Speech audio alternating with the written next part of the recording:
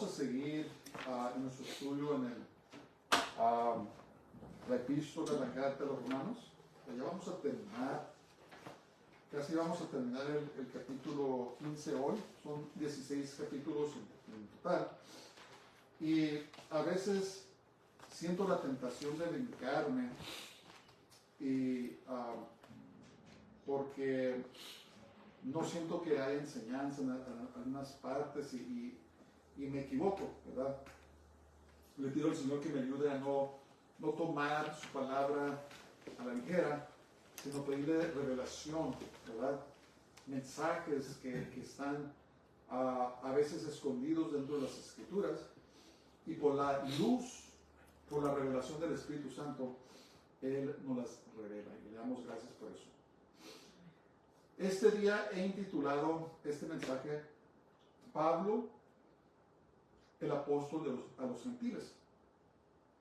El verdadero nombre de Pablo, el nombre de Pablo es el apodo griego de Pablo, pero su nombre verdadero es Shaul, o Saulo, o Saúl.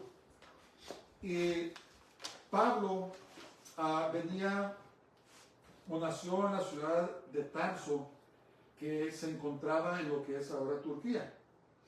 Y venía de una familia muy rica, y en su juventud lo mandaron a estudiar a Jerusalén, y estudió bajo nada menos que Gamaliel, ¿verdad? Uno de los fariseos, una de las autoridades más conocidas durante esos tiempos. Y Pablo era lo que llamaban fariseo de fariseos. Se profundizó tanto en sus estudios y logró lo que hoy se consideran muchos grados, y en estos tiempos sería considerado una autoridad en teología, con doctorado, ¿verdad? Tal vez varios doctorados. Y Pablo tenía una mente eminente, ¿verdad? Era muy inteligente y era muy celoso sobre la secta de los fariseos del judaísmo. Y era tan celoso Pablo, si ustedes se acuerdan, que fue uno de los líderes que persiguió a la iglesia al principio, ¿verdad? Los persiguió con tanta rabia y tanta resolución que causó mucho daño. Y como sabemos, en una ocasión que iba rumbo a Damasco con cartas de las autoridades religiosas para arrestar a los creyentes, en ese tiempo se conocían como el camino, a los del camino, para arrestarlos y regresarlos a Jerusalén y castigarlos. Todos sabemos lo que pasó. Se le apareció el Señor, lo tumbó del caballo, quedó ciego, se reveló a él Jesús, lo llevaron a la ciudad de Damasco, vino un hombre de Dios, oró por él, recibió su vista, fue bautizado y fue lleno del Espíritu Santo. Una conversión radical, ¿verdad? Algo que nadie se esperaba, porque Dios así obra a veces, ¿verdad? A veces toma una persona que era completamente dada al mundo, la convierte y se hace una persona radical por el Señor. Y eso fue lo que pasó con Pablo. Era uno, así como fue muy radical en su celo por el judaísmo, después se hizo muy radical en su celo por Jesús, por Yeshua. Entonces Shaul, o el apóstol Shaul, ahora, como hemos estudiado, escribió una carta a los romanos, una epístola, y ya estaba a punto por terminarla, y este día intitulado, como les digo, este mensaje, Pablo, el apóstol a los gentiles, y vamos a ver el capítulo 15 de Romanos, y nos vamos a ir del verso 14 hasta el 29. Entonces, en el nombre del Señor, el plan pleno, maravilloso y asombroso de Dios se reveló a los creyentes judíos al realizar de que Jesús había muerto también por los gentiles. Antes de la venida de Jesús, Dios trataba exclusivamente con Israel, y los gentiles tenían que convertirse al judaísmo si querían participar y formar parte del pueblo de Dios. Hubo muchos gentiles que hicieron eso, se convirtieron al judaísmo, ¿verdad? A estos gentiles se les llamaba prosélitos, y al pasar por los ritos apropiados se les consideraba formar parte de Israel. En estos días se puede hacer lo mismo. Una persona se puede convertir al judaísmo, y saben ustedes que cuando se convierten al judaísmo los consideran judíos, y hasta pueden emigrar a Israel y ser considerados ciudadanos de Israel, ¿verdad? Si son prosélitos. Ahora, para un creyente en Jesús, en Yeshua, si se quiere convertir al judaísmo, tiene que renunciar a Jesús, a Yeshua, para hacer eso. Pero si la persona lo hace, son considerados judíos y con el derecho de emigrar a Israel, ¿verdad? Fíjense cómo es el diablo, ¿verdad? Les robó a Israel de su Mesías, y ahora es más, en Israel ni siquiera permiten que se case un judío con lo que llaman un judío mesiánico. Los rabinos no los casan porque son considerados no judíos. Y lo irónico de esto es que el judío mesiánico, el judío que cree en Jesús, en Yeshua, es un judío completo, ¿verdad? Porque recibió al que anunciaban las Santas Escrituras. Jesús fue anunciado a través de todo el Antiguo Testamento y tuvo su cumplimiento en el Nuevo Testamento, y los judíos lo rechazan. Dicen, no, ese no es nuestro Mesías, no lo queremos como rey.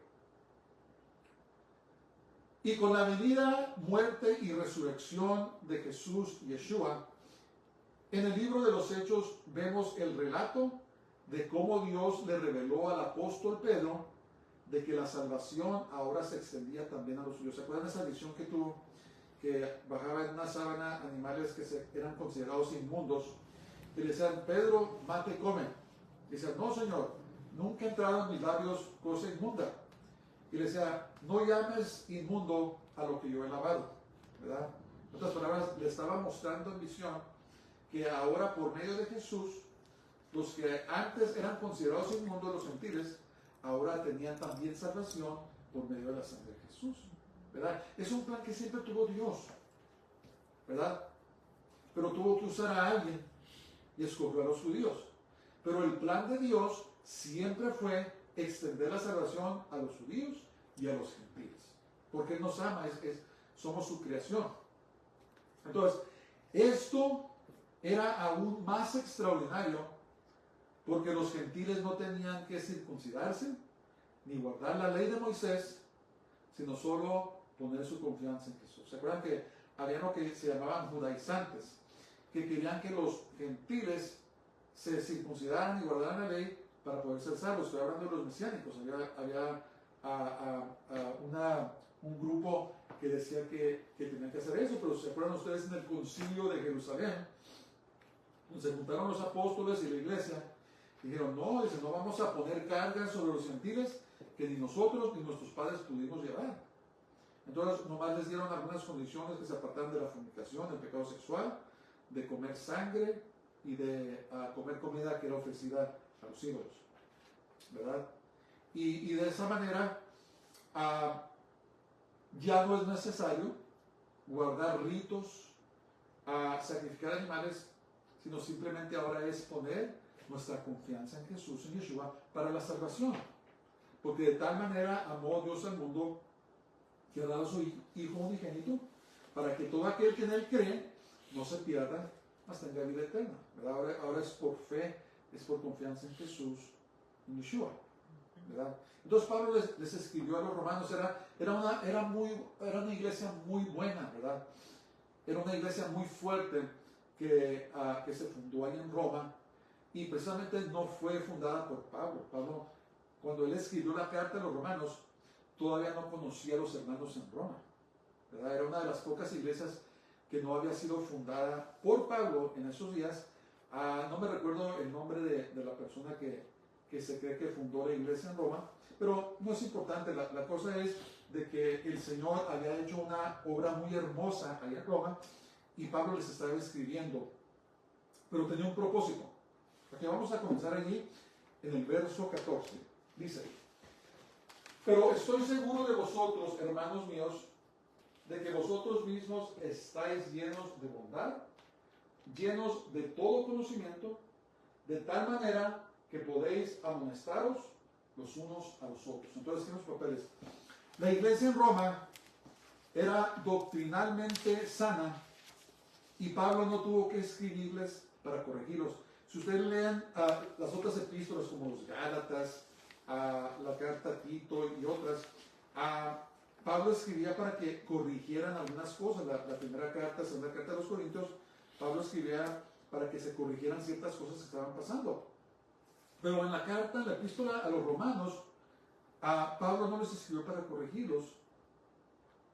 Lo que sí hizo es que les instruyó en la doctrina de la justicia de Dios que conocemos como el Evangelio. ¿Se acuerdan de eso? Les habló muy hermosamente. Muchos dicen que fue la obra teológica mayor de Pablo. Les habló de la justicia de Dios. Ahí en Romanos 1, 16, 17 dice: porque no me avergüenzo del Evangelio, porque es poder de Dios para salvación a todo aquel que cree, al judío primeramente y también al griego, porque en el Evangelio la justicia de Dios se revela por fe y para fe, como está escrito: mas el justo por la fe vivirá. Entonces, ¿fe en quién? Fe en Jesús, en Yeshua. Y los hermanos de la iglesia de Roma estaban llenos de bondad y conocimiento, de tal manera que ellos mismos se podían llamar a cuenta entre ellos, ¿verdad? O sea que operaba un espíritu muy hermoso de doctrina sana, y los mismos hermanos, si pasaba algo, eran suficientemente maduros para llamarse a cuenta, no ocupaban a Pablo, ¿verdad? Y Pablo reconocía esto. Entonces, esto nos indica que el conocimiento mezclado con la bondad es una buena receta para corregirnos los unos a los otros en amor, ¿verdad? A veces somos muy ásperos y nos corregimos muy feo, muy fuerte, pero la verdad es que debemos de hablar la verdad en amor. Y esto era una característica de los hermanos en Roma, que mezclaban su conocimiento con la bondad de Dios y se podían corregir en amor, ¿verdad? Hay una forma de llamarse la atención, una forma de hablar con las personas, pero siempre debe de ser motivados por el amor, ¿verdad?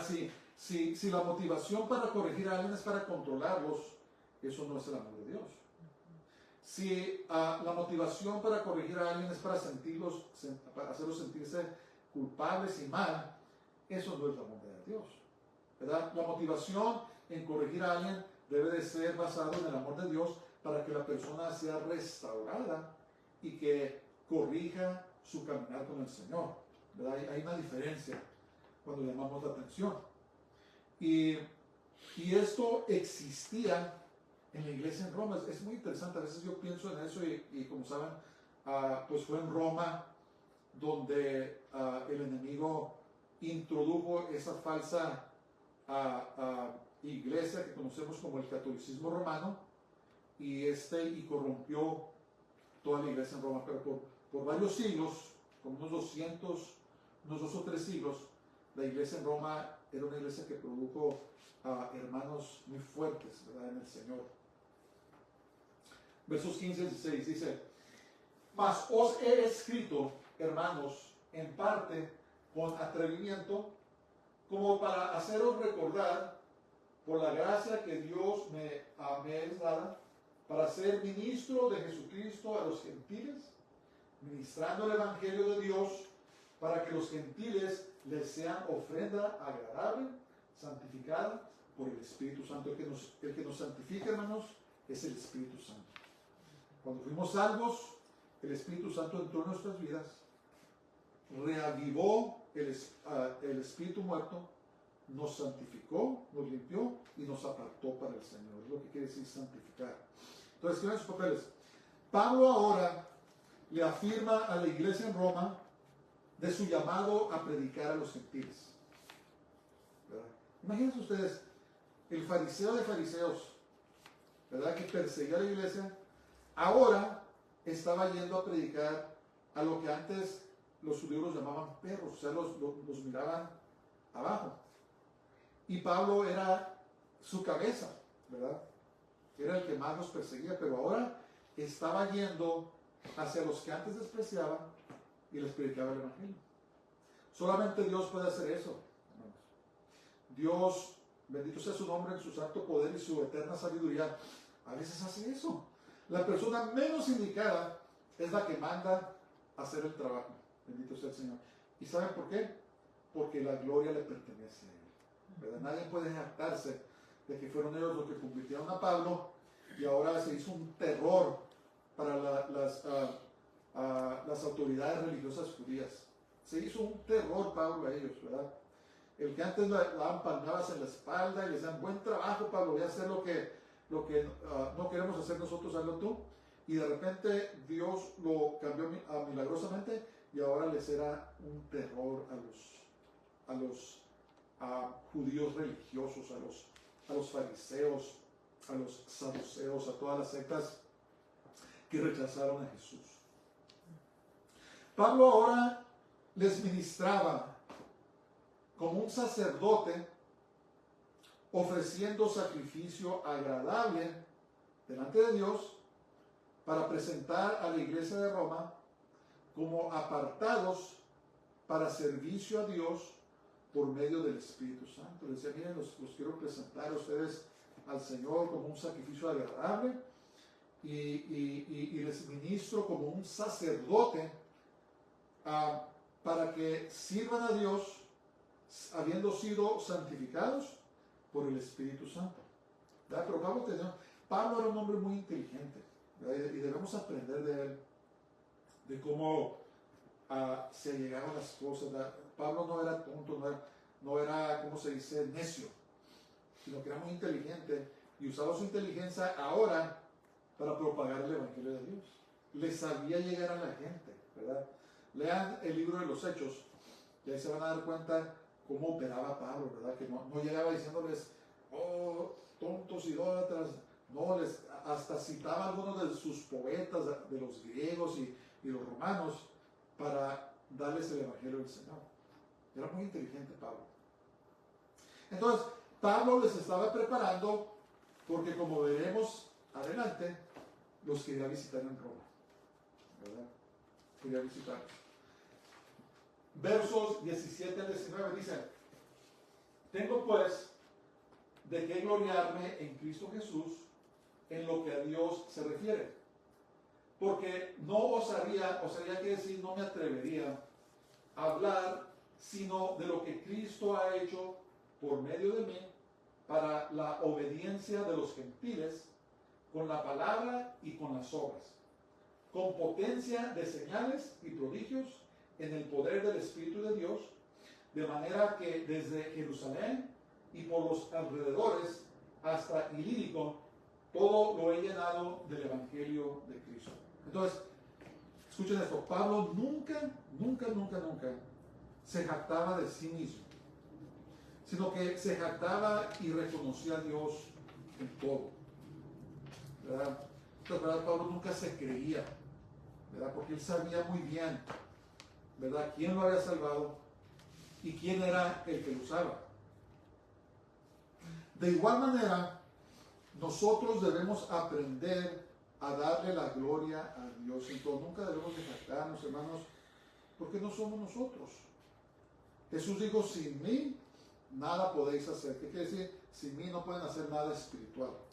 No pueden salvar a la gente, no la pueden liberar, no la pueden sanar, no pueden hacer nada, ¿verdad? Todo en el camino del Señor es hecho por el poder de Dios, ¿verdad? La salvación. Nadie se puede salvar a sí mismo. Dios es el que salva. El profeta Isaías escribió, dice, yo Jehová, y fuera de mí no hay quien salve. En otras palabras, solamente Dios es el que salva. Entonces, nunca debemos de jactarnos nosotros, hermanos. Nunca debemos andar dándonos palmaditas. Si vamos a creernos en algo, debemos de creernos en Jesús, de jactarnos en Él, de que Él es el que hace las cosas. Por eso se entristece mucho mi corazón en estos días cuando cuando miro que todo en la iglesia, estoy hablando en general, toda la atención es puesta ya en el hombre, ¿verdad? Ahora cantan canciones enfocadas en el hombre, que yo soy esto, que yo soy lo otro, y que acá y que allá. Y se puede darle la gloria a Dios, reconocerlo, al enfoque en el hombre, ¿verdad? Y como les digo, se dan premios y tantas cosas, se honran los unos a otros y no le dan la honra a Jesús, quien es el que se lo merece. Eso era una característica de los fariseos, que les encantaba llamar la atención a ellos mismos, ¿verdad? Todo lo que se ponía en las filacterías, ¿cómo se llaman? Sus vestimentas, ¿cómo le llaman? Para la oración, ¿cómo se llama eso? Los talits, y luego lo que está abajo, se llama tzitzit, esos como cordones que cuelgan, se los hacían más largos. Las filacterías que se ponían en la frente y en el brazo, los hacían unas cajas así, les tapaba la frente, y les encantaba pararse en las esquinas y ponerse a orar en voz en alta, porque querían que la gente los halagara. Y Jesús les decía: no andan haciendo eso, no hagan eso. Dice: hagan todo en privado, ayunen en privado, oren en privado. Cuando hagan sus buenas obras, que no se dé cuenta la mano derecha de lo que está haciendo la mano izquierda. Dice: y su Padre que está en los cielos, que lo mira en privado, dice, Él los va a premiar en público, ¿verdad? Pero vivimos en una sociedad donde todo el mundo quiere reconocimiento, pero ese reconocimiento le pertenece a Dios, ¿verdad? Tenemos que cambiar nuestra manera de vivir, nuestra manera de ver las cosas, porque Dios no comparte su gloria con nadie. Tenemos que entender eso. Y para mí es una crisis eclesiástica, ¿verdad? Es una crisis donde por eso, cuando estemos con el Señor, mucha gente le va a decir: pero Señor, en tu nombre echamos fuera demonios, hicimos milagros, hicimos muchas campañas, había muchas cosas, pero les va a decir: apartados de mí, obradores de iniquidad, nunca los conocí. ¿Verdad? Su motivación no era para traerle gloria a Dios, su motivación era para traerse glorias a ellos mismos, ¿verdad? Y esta mañana por eso orábamos, arrepintiéndonos, intercediendo por esta nación, por Estados Unidos, que Dios tenga misericordia de nosotros. Entonces Pablo no se atrevía a tomar el crédito por lo que Dios había hecho por medio de él. Pablo sabía, nosotros hermanos sabemos que si algo hemos sido en el pasado, si somos algo hoy, si seremos algo en el futuro, toda la gloria le va al Señor. Si hemos hecho algo por el Señor en el pasado, si estamos haciendo algo ahora, si haremos algo en el futuro, todo es para gloria de Dios, que Dios nos ayude. Entonces, las señales y prodigios que Dios hacía por medio de Pablo eran señal del apostolado y llamado de Pablo. Era comprobante de que en verdad él era un apóstol de Dios y que fue llamado a ser apóstol de los judíos, perdón, de los gentiles. ¿Verdad? Dios lo llamó. Entonces Pablo hizo tan buen trabajo que ahora la mayoría de los creyentes en Jesús y en Yeshua, ¿qué son? Son gentiles. ¿Verdad? Se volteó, porque acuérdense, cuando la iglesia nació, era compuesta ¿de qué? De puros judíos. Los apóstoles eran judíos, los creyentes eran judíos. Si no fue hasta que Dios no se le apareció a Pedro, ¿verdad? Y le dijo que fuera a evangelizar a una familia de un centurión, ¿verdad? Ahí es donde se convirtieron los primeros gentiles. Pero todas las Santas Escrituras, los autores son judíos. Jesús es judío, ¿verdad? A veces muchas denominaciones se comportan como que Jesús es su presidente de su denominación, pero la verdad es que Jesús es judío. Los apóstoles eran judíos y Pablo era judío de judíos, y Dios lo llamó a predicar a los gentiles, les dio la revelación plena. Y ¿saben qué? Todo lo que les revelé en el Antiguo Testamento, en las Escrituras, yo tenía también en mente salvar a los gentiles, no nomás a ustedes. Y como les digo, hizo tan buen trabajo Pablo, que yo digo 99% de la iglesia son gentiles. Aunque en estas últimas décadas se han convertido muchos judíos, pero son muy poquitos comparado con los gentiles, ¿verdad? Va a llegar el día durante la gran tribulación donde todo Israel se va a convertir. Los que van a quedar a un remanente se van a convertir a Jesús, Yeshua, y ellos van a repoblar la tierra y van a reinar con Jesús desde Jerusalén, Israel, el resto del mundo, ¿verdad? Ese es el destino de Israel. Por eso debemos orar por Israel, hermanos. Debemos estar al lado de Dios. Sí, ellos han rechazado a Jesús, pero como dice ahí en el capítulo 11 de Romanos, donde estudiamos, el rechazo no es para siempre. Va a llegar el día donde Dios se va a volver a enfocar a Israel, y dice que ellos van a recibir, van a ver a Jesús y lo van a llorar. Dice, como alguien que llora a su primogénito. Dice, van a ver al que traspasaron. Dice que van a llorar por él. Israel, y todo Israel va a ser convertido, ¿verdad?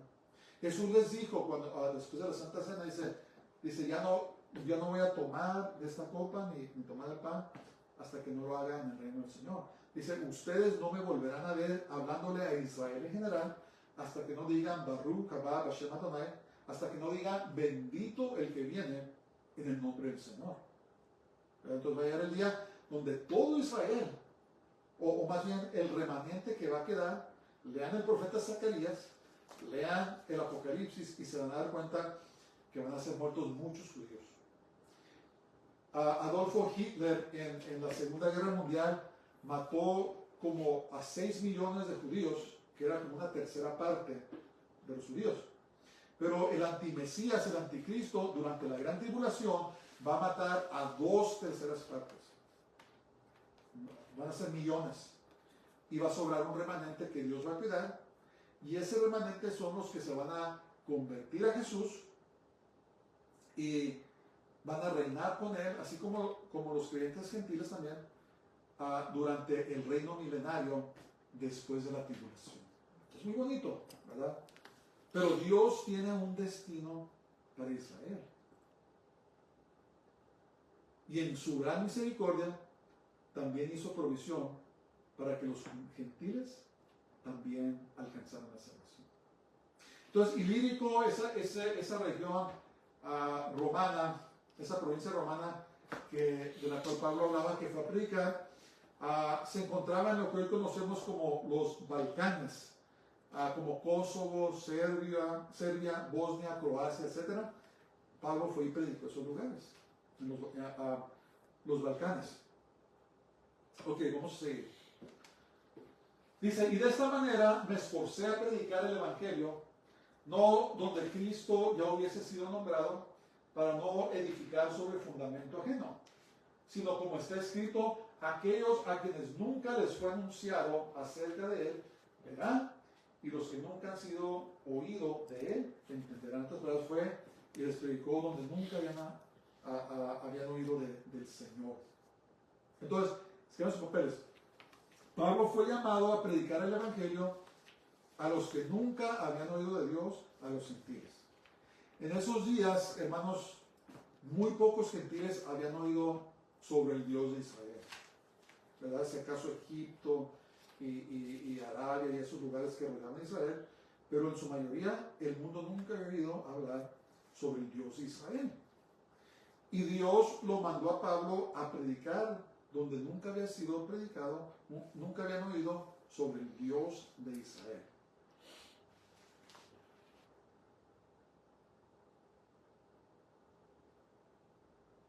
Predicaba a los griegos, a los romanos. Se cree que también hasta fue a España, el norte de África, las islas del Mediterráneo, en muchos lugares donde pudo Pablo, porque acuérdense que en esos días no es como hoy. En estos días nos subimos a un avión y en horas estamos en cualquier parte del mundo, ¿verdad? Pero en ese tiempo no, en ese tiempo se viajaba por tierra en animales o caminando, tenían que navegar en barcos, en botes para poder ir a diferentes lugares, y pues Pablo hizo lo que pudo, ¿verdad? Y Dios lo usó y la iglesia comenzó a expandirse. Versos 22 al 24 dice: por esta causa me he visto impedido muchas veces de ir a vosotros, pero ahora, no teniendo más campo en estas regiones y deseando desde hace muchos años ir a vosotros, cuando vaya a España iré a vosotros, porque espero veros al pasar y ser encaminado allá por vosotros una vez que haya gozado con vosotros. Entonces, ahora Pablo, está en sus papeles, revela a los hermanos una de las razones por lo cual les escribió, su deseo de ir a visitarles, ¿verdad? Pues estaba preparando Pablo, hermanos, pues me atrevo y perdónenme, pero ahí les va el salazo, los que iba a visitar. Era hacia donde estaba llegando Pablo. Y dice que primero quería ir a España y después a Roma, y uno dice, ¿de España en esos tiempos? ¿Cómo está eso? Los judíos tienen un historial muy antiguo con España. España, conocida como Sefarad en hebreo, el historial de los judíos con España se remonta a la época de Salomón. O sea que hay como 3000 años de historia de los judíos en España. Es muy interesante. Es muy interesante. Los judíos que salieron o vienen de España son conocidos como sefarditas o sefaraditas, ¿verdad? Porque sefarad significa España en hebreo. Y desde los tiempos en que Salomón hacía intercambios a empresarios con otros países, mandaban a Sefarad, donde se cree que estaban los fenicios, los que habitaban Tiro y Sidón, eran conocidos como los fenicios, y ellos eran personas del mar y andaban por todo el mundo, y desde ese entonces hay una presencia. Es más, muchos dicen que fueron los judíos los que fundaron España. Es muy interesante, no estoy seguro, pero hay unos que dicen que fueron los judíos. Los ibéricos, las personas de Iberia, dicen que ese nombre viene de hebreo, los hebreos, pero en español es ibérico o Iberia, y se cree que fueron los judíos que fundaron esas partes de España. Es muy interesante. Ahora, más interesante, y muy pocos saben esto, que en el año 1492, Fernando y Isabel expulsaron a los judíos de España. No sé si saben eso. ¿Y qué sucedió en 1492? ¿Qué otro acontecimiento famoso? Fue cuando Cristóbal Colón salió al Nuevo Mundo, ¿verdad? Al supuesto Nuevo Mundo. Y muchos de estos judíos expulsados de España emigraron a las Américas. Y consecuentemente, muchos hispanos en América Latina descienden de los judíos, pero sin saberlo.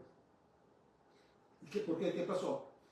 Porque lo que sucedió es que en España aconteció lo que llaman la Santa Inquisición, ¿verdad? Que de santa no tiene nada. Y durante ese tiempo, verdaderos creyentes en Jesús, que no eran católicos romanos, y a los judíos, fueron brutalmente y severamente torturados, ¿verdad? Y lo que sucedió es que obligaron a muchos de los judíos a renunciar al judaísmo y convertirse al catolicismo. Y una de las formas que los judíos tenían que probar que de veras se habían convertido al catolicismo, tenían que comer puerco o cerdo. Y como consecuencia, a estos judíos sefarditas o sefaraditas que se convirtieron al cristianismo, supuestamente, los llamaban marranos, ¿verdad?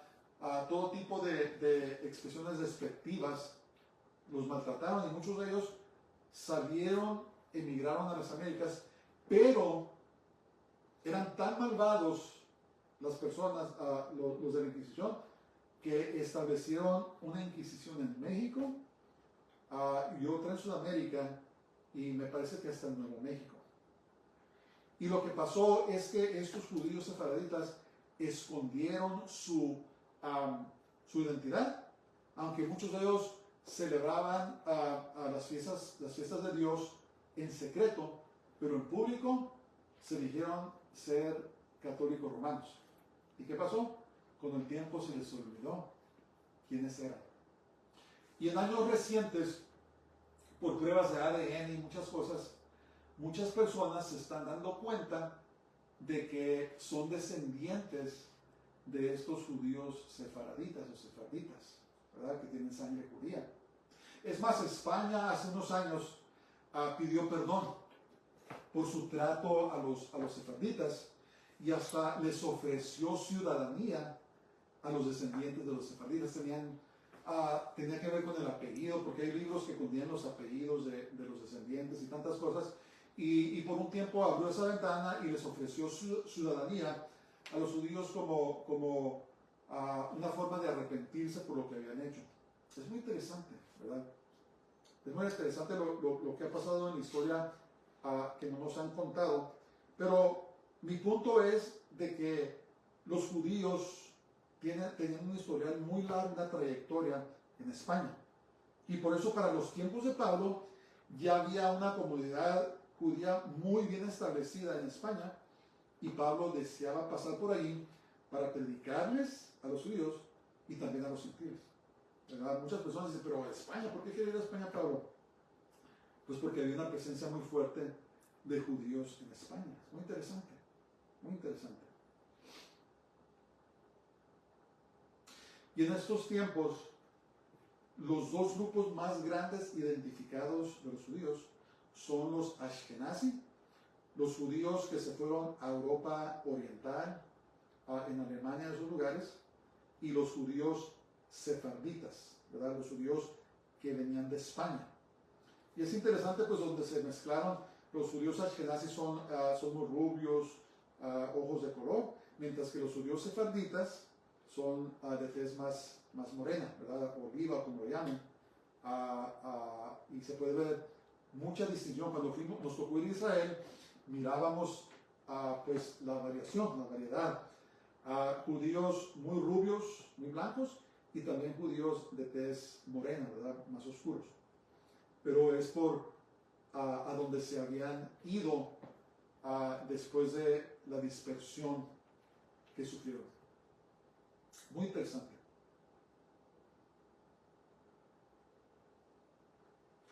Versos 25 y 27 dice: mas ahora voy a Jerusalén para ministrar a los santos, porque Macedonia y Acaya tuvieron a bien hacer una ofrenda para los pobres que hay entre los santos que están en Jerusalén.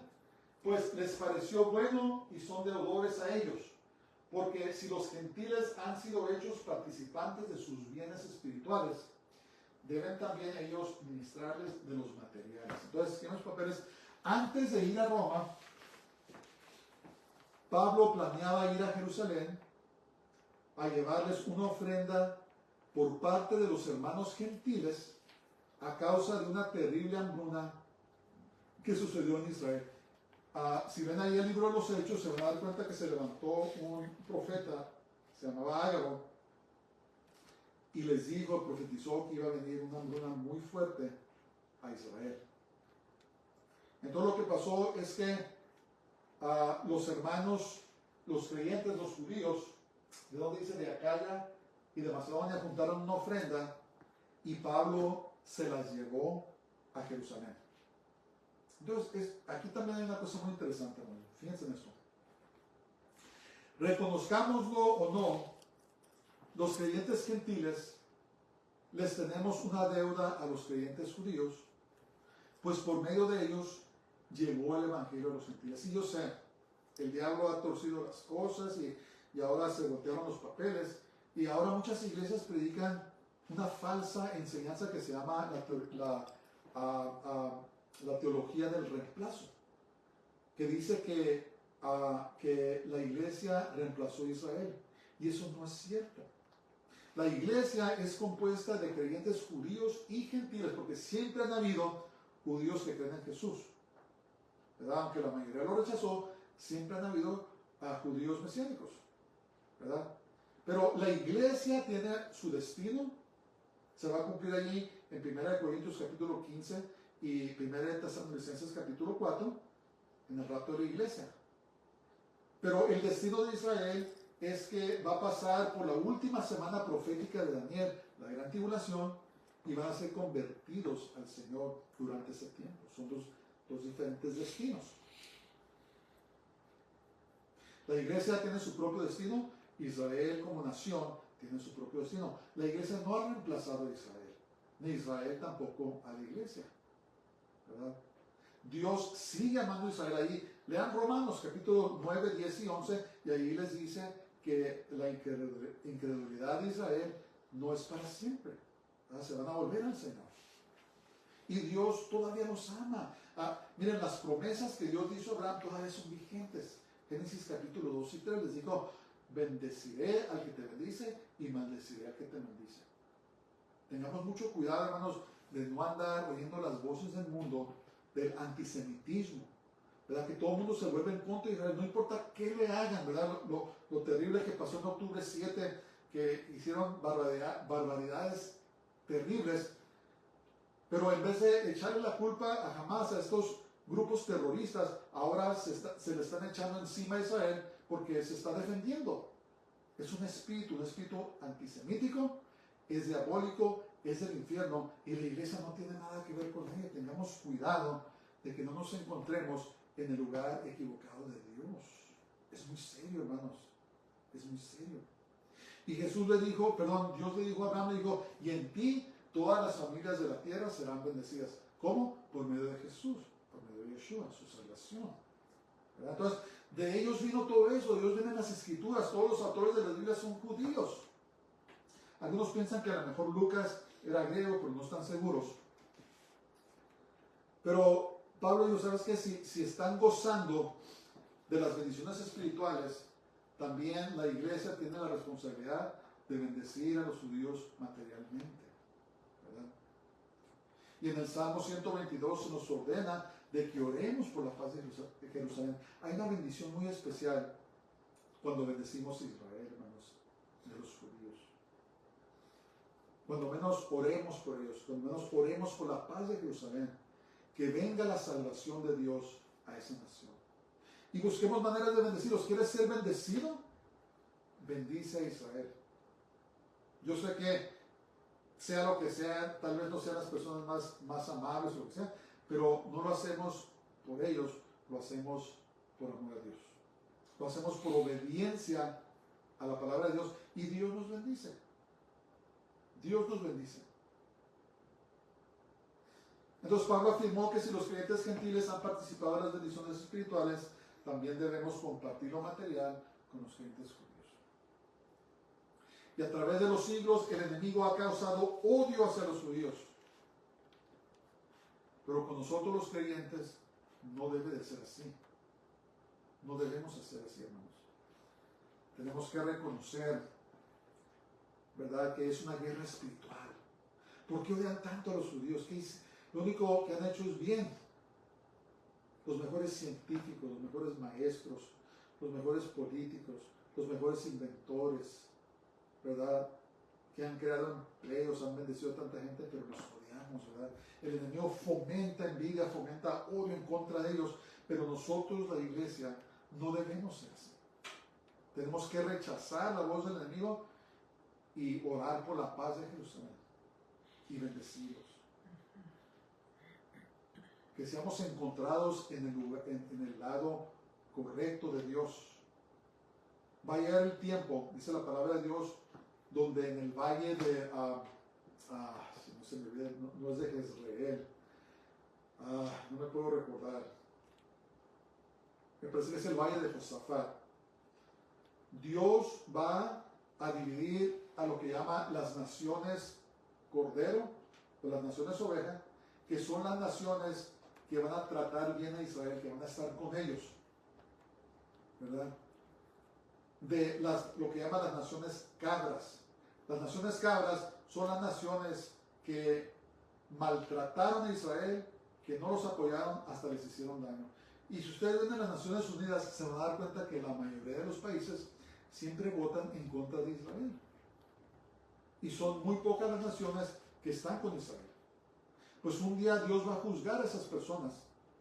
Y las personas que, las naciones ovejas, que bendijeron a Israel, a los judíos, los ayudaron en su tiempo de tribulación, van a ser salvos y van a repoblar la tierra en el reino milenario. Mientras que las naciones cabras, las personas que persiguieron, que no apoyaron, que maldijeron a Israel, van a ser echadas en el lago de fuego. Entonces, encontremos, hermanos, que seamos hallados en el lado correcto de Dios y no en el lado equivocado. Que Dios nos ayude. Porque lo que Dios quiere es que seamos bendecidos, ¿verdad? Bendeciré al que te bendijere. Como les digo, tal vez no sean las personas más amables o más amorosas, pero no lo hacemos por eso, lo hacemos por obediencia a Dios.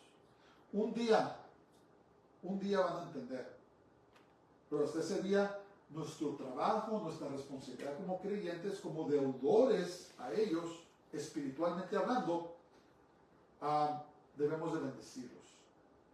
Debemos bendecirlos. Entonces, finalmente, versos 28-29, dice, así que cuando haya concluido esto y les haya entregado este fruto, pasaré entre vosotros rumbo a España. O sea, quería ir a España primero.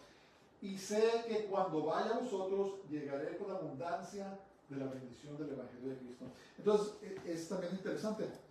En el libro de los Hechos, nos damos cuenta de que Pablo efectivamente sí fue a Roma, pero no como pensaba, ¿verdad? A lo mejor pensaba tomar un crucero o algo y llegar a Roma.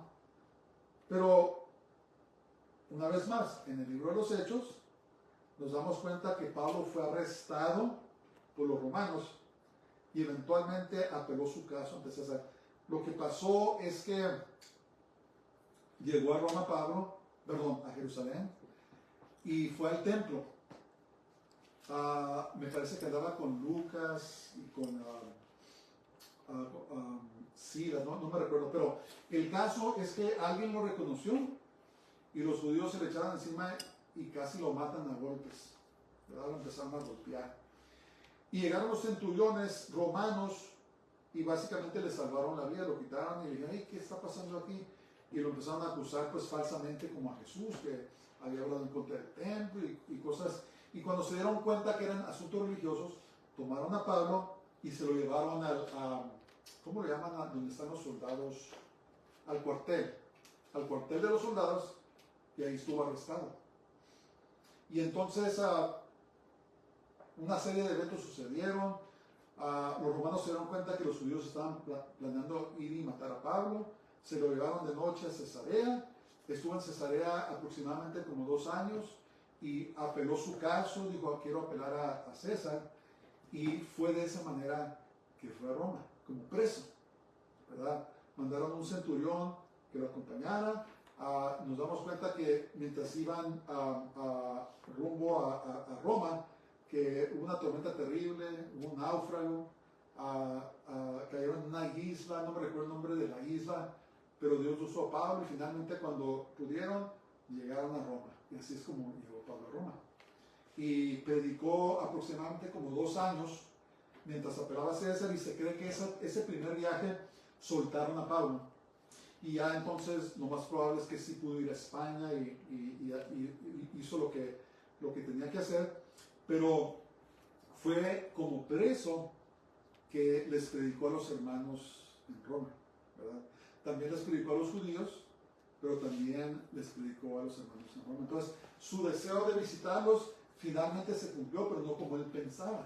Pero es que a veces así suceden las cosas en el Señor, hermanos. Dios nos contesta las oraciones, pero muchas veces de una manera que no nos esperamos. Pero el punto es de que Dios cumple sus propósitos con nosotros. Entonces este gran siervo de Dios, ahora lo podemos llamar gran, este apóstol a los gentiles, fue usado en gran manera por el Señor, sufrió mucho, pero su confortación, sus fuerzas, era su relación con Dios, así como nosotros. ¿Qué es lo que nos da fuerzas para que sigamos adelante? Pues es el Señor. ¿Qué nos da las fuerzas para no darnos por vencidos y seguir batallando y luchando? Pues es el Señor, es su presencia. Por eso, si no lo has conocido, entrégate a Él, ¿verdad? Ven a sus pies. Y tenemos un destino glorioso que nos espera. Te has apartado de Él, regrésate a Él. Él te recibe. Mientras hay vida, hay esperanza, porque después de la muerte ya es muy tarde. Y los que estamos en el Señor, pues afirmémonos más en Él. Caminemos, busquemos una relación más íntima con Él y cobremos cada vez más fuerzas y crecer en Él, ¿verdad? Y le damos gracias a Dios por la vida de Shaul, ¿verdad? Por la vida de Pablo, que por su esfuerzo, por su trabajo, el Evangelio ahora está en todo el mundo. Que Dios nos use. Hermanos, Dios nos puede usar. Pablo era un hombre como nosotros, era humano como nosotros. Dios usa a los vasos frágiles, a los vasos quebrantados, ¿verdad? Que somos nosotros. Todos estamos quebrantados. Todos hemos pasado por cosas. Pero aún así, a pesar de nosotros mismos, Dios nos usa. Amén. Entonces, en conclusión, Dios salvó a Pablo milagrosamente y lo usó grandemente como evangelista a los judíos. Aún así, Pablo siempre dio gloria a Dios por usarlo. También nosotros debemos darle gloria a Dios en todo. Padre, te damos gracias, te bendecimos estos momentos. Gracias, Padre, de que tú nos usas a pesar de nosotros mismos. Te pido que nos uses, que nos laves, nos santifiques, Señor, hasta el día en que tú vengas con nosotros. Lo pedimos todo en el nombre de Jesús, en el nombre del Santo de Israel, Yeshua HaMashiach. Les pedimos que por favor le hagan like, le hagan like y compartan, ¿verdad? Esta palabra, compártanla con sus familiares, es palabra de Dios, o con sus amigos. Y si nos harían el favor, también suscríbanse y así se dan cuenta cuando ponemos material nuevo en YouTube. Baruch haba Hashem Adonai, bendito el que viene en el nombre del Señor. El Señor te bendiga y te guarde. El Señor haga resplandecer su rostro sobre ti y tenga de ti misericordia. El Señor haga volver su rostro sobre ti y te llene de su paz, de su shalom. Entonces les bendiga a todos, que su semana sea gloriosa y llena de la presencia de Dios, que experimenten visitaciones por parte de Dios y sean usados en gran manera. Shabbat shalom.